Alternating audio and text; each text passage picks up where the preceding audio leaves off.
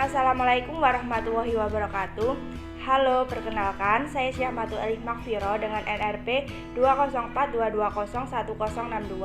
Saya dari Departemen Teknik Instrumentasi Fakultas Vokasi Institut Teknologi 10 November. Jadi dalam video ini saya akan menjelaskan materi pertemuan minggu ketiga teknik pengukuran. Mau tahu tentang materi apa? Tonton videonya sampai selesai dan jangan di skip. Nah, materi yang akan saya bahas yaitu mengenai konstruksi alat ukur. Sebelumnya, apa sih konstruksi itu? Jadi, konstruksi adalah objek keseluruhan yang terdiri dari bagian-bagian struktur yang membedakan suatu alat ukur satu dengan alat ukur yang lainnya, yaitu adalah konstruksinya. Komponen utama yang membentuk suatu alat ukur itu ada sensor, pengubah, penunjuk dan pencatat, dan juga ada pengolah data dan pengukuran. Untuk penjelasannya yaitu sensor. Sensor adalah peraba dari alat ukur, yaitu yang menghubungkan alat ukur dengan benda ukur. Selanjutnya pengubah. Pengubah adalah bagian yang terpenting dari alat ukur.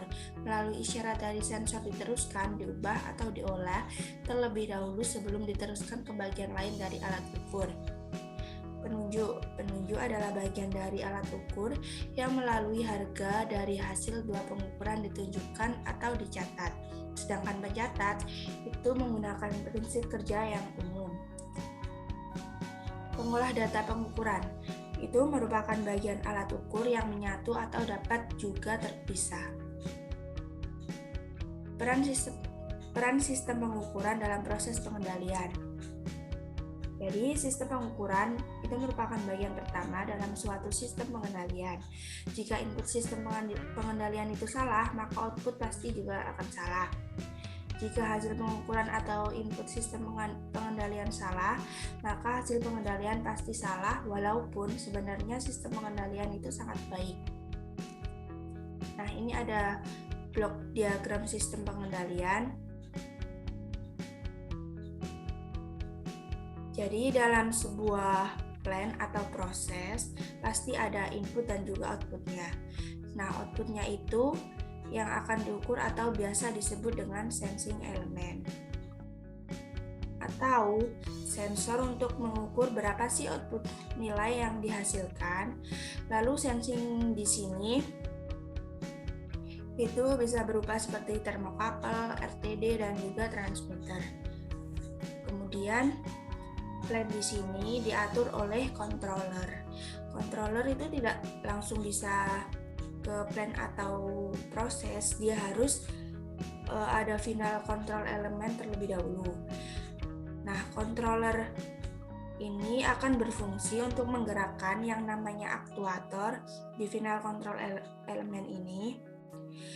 Aktuator ini fungsinya untuk mengatur atau sebagai final control atau kontrol akhir. Sehingga fungsi dari peran alat ukur di sini yaitu di sensing elemen ini. Jadi kalau semisal sensing elemen ini tidak bisa mengukur dengan benar, maka otomatis pengendaliannya juga tidak akan benar.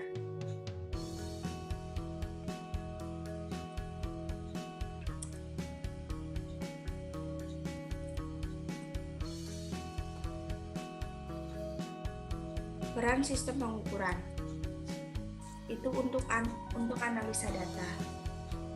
Biasanya pada objek atau proses yang akan diukur, setelah itu digunakan sensor atau alat ukur, lalu diolah datanya dan kemudian dianalisa. Kemudian pada sistem kendali, peran alat ukur di sini itu sama seperti blok diagram yang tadi, yaitu pada sensor atau pengukuran ini sebagai sensing elemen. Nah, jika hasil pengukuran atau input sistem pengendalian itu salah, maka hasil pengendalian pasti salah, walaupun sebenarnya sistem pengendalian itu sangat baik. Sehingga validasi pembacaan alat ukur itu sangat penting. Kemudian loop sistem instrumentasi. Jadi ada sensor sendiri, ada transmitter block atau transducer. Transmitter block ini itu ada transducer tahap 1, tahap selanjutnya, dan juga sampai ke output stage. Lalu indikatornya bisa melakukan alarm atau direkam, semisal rekamannya itu pakai monitoring atau juga bisa pakai IoT. Terus setelah itu dikontrol di sini. Terus ada di final drive. Nah, final drive ini untuk mengubah sinyal digital tadi menjadi sinyal analog untuk menggerakkan ke aktuator. Lalu dari aktuator ini masuk ke variabel ukurnya. Ini beberapa elemen dasar instrumen alat ukur, mulai dari sensor.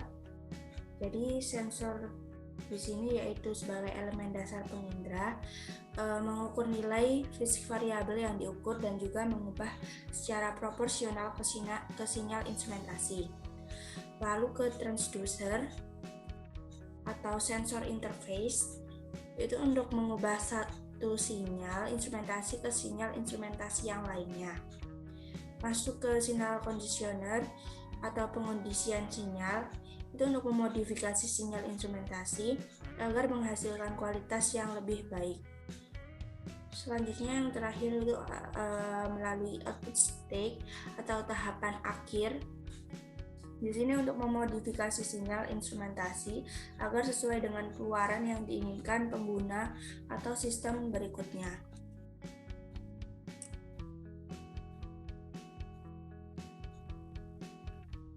Nah, ini ada elemen pengubah transducer pada alat ukur.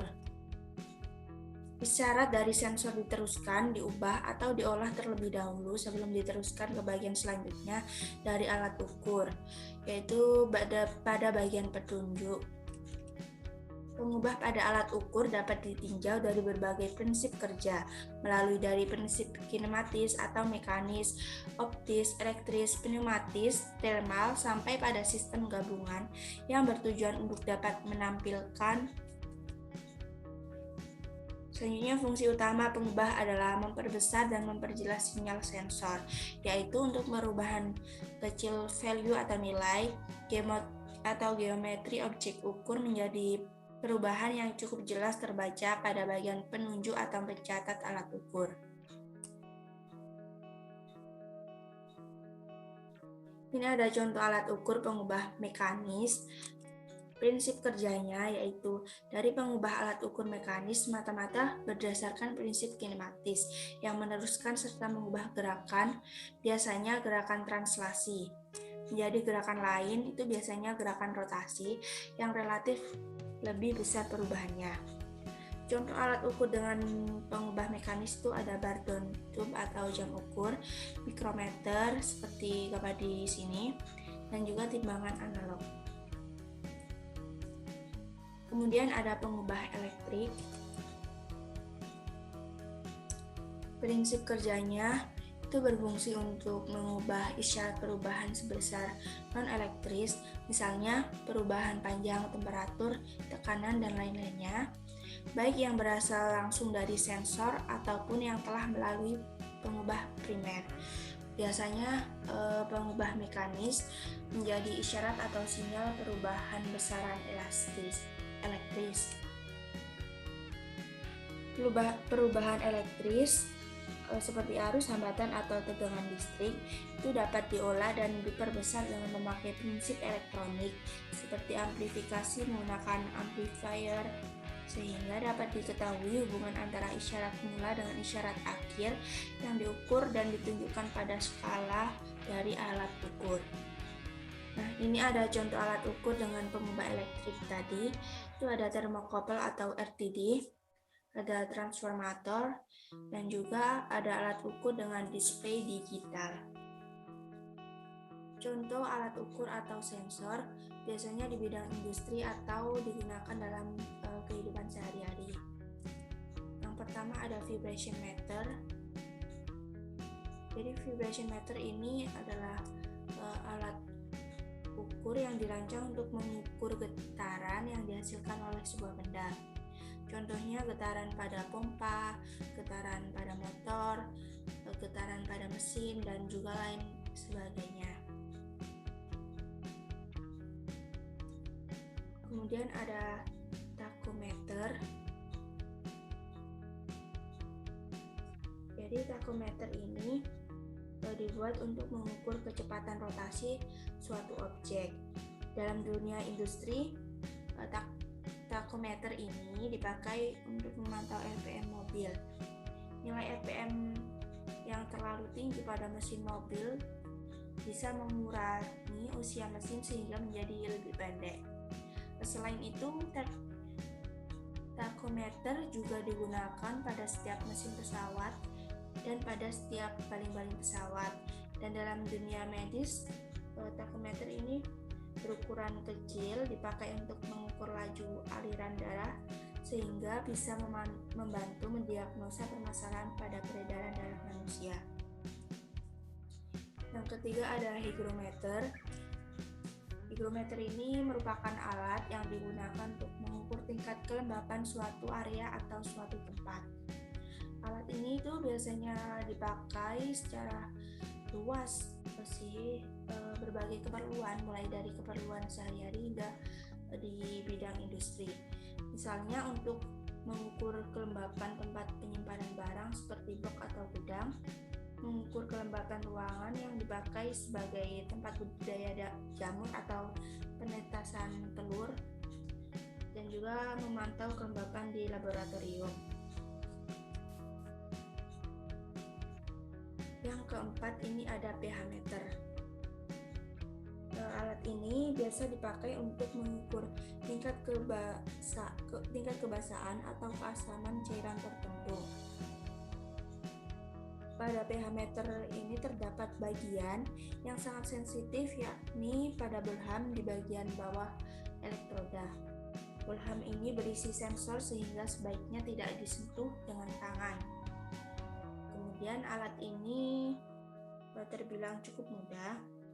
Cukup dicelupkan probe atau elektroda pada larutan yang hendak diuji.